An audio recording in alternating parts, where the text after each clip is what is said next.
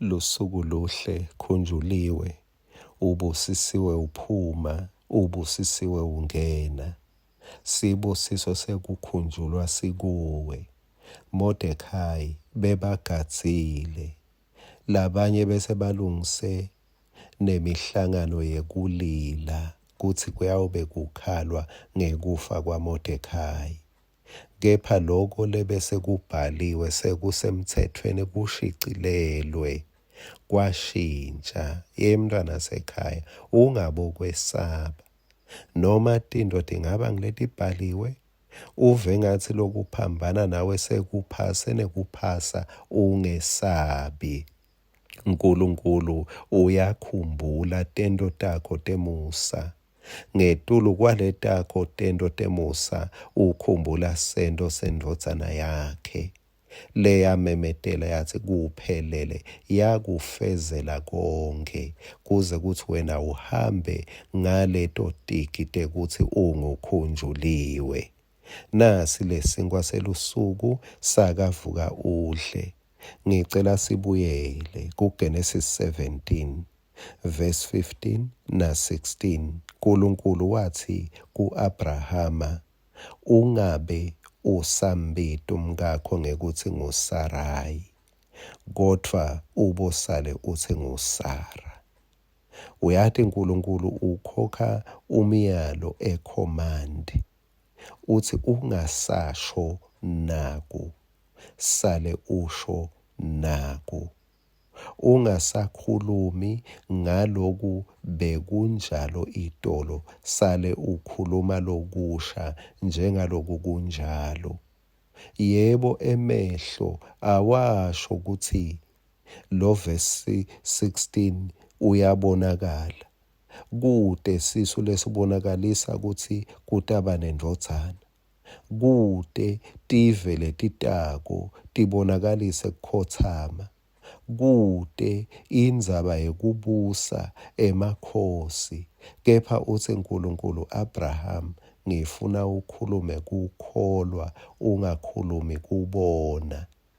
Khumbula ke sihlobo sami, njengaloku sikholwa siyakhuluma. Asikhulumi njengaloku sibona, kepha njengaloku sikholwa. Kuthi lolosho nje kusho ukuthi lendzaba seyiphasile. Uyabona uma uye ebhange uyawuboleka imali. Ufike bakusayinise. Ubuyele mangabe usekhaya noma kubangani, ubuyele ubatshele ukuthi hey, ngiyitholile i-loan. Bangibolekile imali. Kuloyo mzuzu kumbe basayisebenta lendzaba isengakapheli kusetawuthatha emalanga lamabili noma lamathathu kungikhani tinto tiphela. Kepha ngoba sewusayinile uhamba uthi noma ngingayiboni le mali, kepha ngoba sengifake sidladla sami seyikhona, bese uyabacocela labanye. Lifakaze leliciniso lekuthi usayinele ini. Yini lena lengengadi yaJesu seyisesivumelwaneni. Selivumile lizulu. Sarayi washintsha waba nguSara ngekukholwa, hayi ngekubona. uNkulunkulu usendele umsebenzi lomkhulu thine nawe. Kunemagama lekumele singatibiti ngawo.